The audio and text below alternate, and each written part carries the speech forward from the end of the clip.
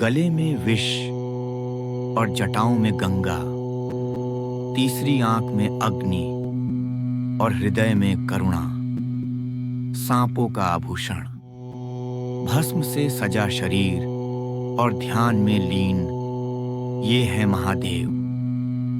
लेकिन सवाल ये है, कौन है ये शिव?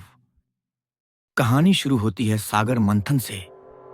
देव और दानव दोनों ने मिलकर अमृत पाने के लिए क्षीर सागर का मंथन किया। जब मंथन शुरू हुआ तो सबसे पहले निकला कालकूट विष। इतना भयानक झड़ था वो कि उसकी ज्वाला से त्रिलोक जलने लगे। देव दानव सभी घबरा गए, कोई उसे छूने तक को तैयार नहीं था। तभी शिव प्रकट हुए। सारी सृष्टि की रक्षा के लिए उन्होंने उस विष को अपनी हथेलियों से उठाया और बिना किसी संकोच के पी गए। लेकिन उन्होंने उसे निगला नहीं, उसे अपने कंठ में रोक लिया। वहीं से उनका नाम पड़ा नीलकंठ। उनका गला नीला पड़ गया, लेकिन दुनिया बच गई। वो दिन था जब शिव सिर्फ देव नहीं, त्रिदेवों में सबसे महान बन गए। गंगा का धरती पर आगमन। शिव की जटाओं में दूसरी कथा उतनी ही चमत्कारी है, गंगा अवतरण। राजा भागीरथ ने वर्षों तप कर मां गंगा को धरती पर लाने की प्रार्थना की थी, पर समस्या थी गंगा की तेज धारा। यदि वह सीधे स्वर्ग से पृथ्वी पर उतरती तो सब कुछ नष्ट कर देती। फिर किसने लिया ये भार? फिर प्रकट हुए शिव, जिन्होंने गंगा को अपनी जटाओं में समा लिया। वो उग्र धारा शिव की जटाओं में उलझ गई और फिर धीरे धीरे पृथ्वी पर उतरी, जीवन देने वाली बनकर। शिव केवल संहारक नहीं, वो जीवनदाता भी हैं। वो तांडव करते हैं, लेकिन सृष्टि को संभालना भी जानते हैं। तीसरी आंख और तांडव।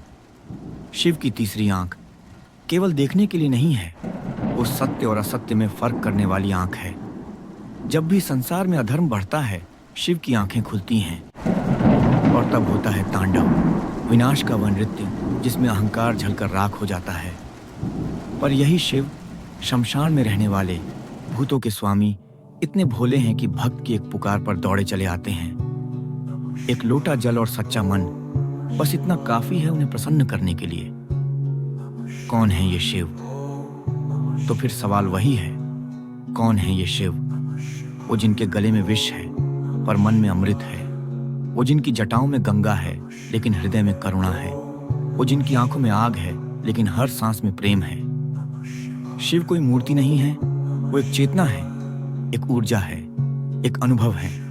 वो बाहर नहीं, हमारे भीतर बसते हैं। जब हम क्रोध में संयम लाएं, अहंकार में विनम्रता रखें और अंधकार में प्रकाश बने, वहीं से शिव की अनुभूति होती है। हर हर महादेव। शिव को समझना आसान नहीं, पर उन्हें महसूस किया जा सकता है। बस एक सच्चे भाव से बोलिए, हर हर महादेव, जय भोलेनाथ।